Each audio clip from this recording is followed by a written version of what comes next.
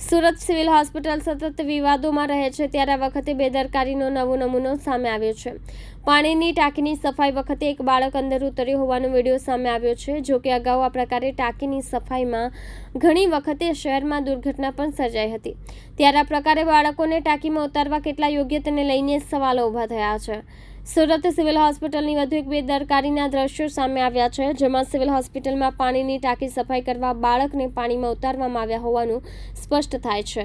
વિડીયોમાં સ્પષ્ટ દેખાઈ રહ્યું છે કે એક બાળક પાણીની ટાંકીમાં જોખમી રીતે ઉતરે છે।